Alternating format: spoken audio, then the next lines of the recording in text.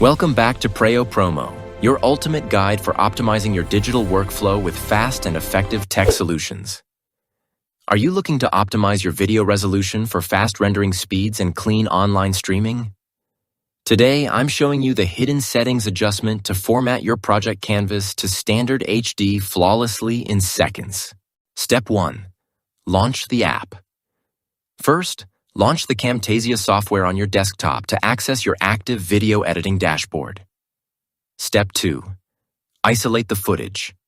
Navigate to your loaded media bin and click on the specific video asset you want to resize. Step 3. Timeline placement hack. Long press your chosen video file and drag it smoothly down onto the Track 1 timeline lane.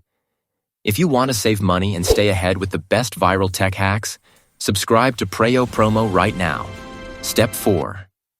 Access Dimension Tool. Navigate to the top toolbar of the editing interface and click on the Canvas percentage drop-down option. Step 5. Launch Project Menu. Select Project Settings from the menu list to open the core configuration control window. Step 6. Open Canvas Presets.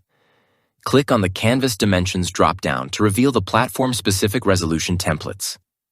Step 7. Choose HD Aspect.